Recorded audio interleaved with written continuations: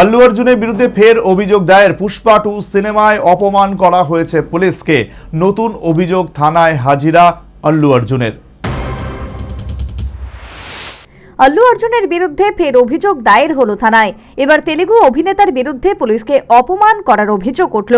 এনডিটিভির প্রতিবেদন অনুসারে থেনমার মালান্না নামের এক কংগ্রেস নেতা তেলেঙ্গানার মিড্ডিপাল্লি থানায় আল্লু এবং পুষ্পা 2 এর সিনেমার পরিচালকের বিরুদ্ধে অভিযোগ দায়ের করেছেন।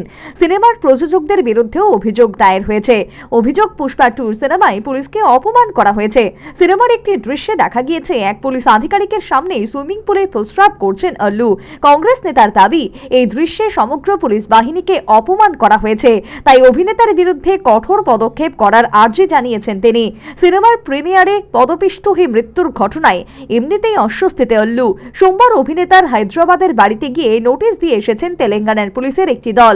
মঙ্গলবারই আল্লুকে হায়দ্রাবাদের চিক্করপল্লী থানায় হাজিরা দিতে যেতে হয়। পুলিশের সূত্রে জানা গিয়েছে, অভিনেতার বয়ান নথিভুক্ত করা হয়েছে। এদিন আল্লু অর্জুনের সঙ্গে তার বাবা আল্লু অরবিন্দ গিয়েছিলেন থানায়। কয়েকদিন আগে তেলেঙ্গানার কংগ্রেস কর্মীরা আল্লু অর্জুনের বাড়ির সামনে বিক্ষোভ দেখায়, ভাঙচুর চালায়। এক যুবককে পাঁচিলের উপর উঠে ক্রমাগত আল্লু অর্জুনের বাড়ি লক্ষ্য করে ঢিল ছুঁড়তেও দেখা যায়। এই ঘটনার জেরে আল্লু অর্জুনের বাড়ির বাগান ক্ষতিগ্রস্ত হয়েছে। বহু ফুলের টব গাছ ভেঙে ফেলা হয়েছে। যদিও এই ঘটনায় 6 জনকে গ্রেপ্তার করেছে তেলেঙ্গানা পুলিশ। এরপরই দেখা যায় পুরো বাড়ি বিশেষ ধরনের সাদা চাদর দিয়ে বাইরে থেকে ঢেকে দেওয়া হয়েছে। পাশাপাশি বাড়ির সামনের পুলিশের নিরাপত্তা আরও বাড়ানো হয়েছে। গত 4 ডিসেম্বর রাতে সন্ধ্যা থিয়েটারে পুষ্পা 2 সিনেমার প্রিমিয়ারে ঘটে যাওয়া দুর্ঘটনায় মৃত্যু হয় 35 বছরের এক মহিলার। গুরুতর জখম অবস্থায় উদ্ধার করা হয় তার 8 বছরের ছেলে সাইতেজকে। বর্তমানে সে চিকিৎসাধীন। ঘটনার পরিপ্রেক্ষিতে অর্জুনের বিরুদ্ধে এফআইআর দায়ের করে হায়দ্রাবাদ পুলিশ। গত 13 ডিসেম্বর সকালে আল্লুকে তার বাড়ি থেকে গ্রেপ্তার করে রেভেন্টের পুলিশ। আল্লু সহ মোট 7 জনের বিরুদ্ধে এফআইআর দায়ের হয়েছিল।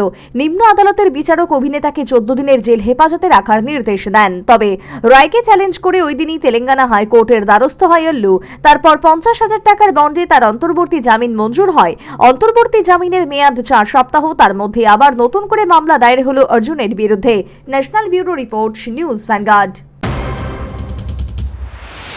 শিজা ইনস্টিটিউট অফ কিডনি সায়েন্সেস কিডনির জটিল রোগের চিকিৎসার জন্য এক উৎকৃষ্ট প্রতিষ্ঠান, যেখানে উত্তর পূর্ব ভারতের প্রথম এবিও অসামঞ্জস্য কিডনি প্রতিস্থাপন এবং মৃত ব্যক্তির কিডনি প্রতিস্থাপন করা হয়। এখানে 115টিরও বেশি কিডনি প্রতিস্থাপন এবং উত্তর পূর্ব ভারতের সবচেয়ে বেশি হিমোডায়ালিসিস করা হয়েছে এবং এই সংখ্যা দিন দিন বাড়ছে। Shija institute of kidney sciences Tripura সরকার সহ অরুণাচল প্রদেশ, মেঘালয়, মিজোরাম, মণিপুর এবং নাগাল্যান্ড সরকার দ্বারা স্বীকৃতি প্রাপ্ত।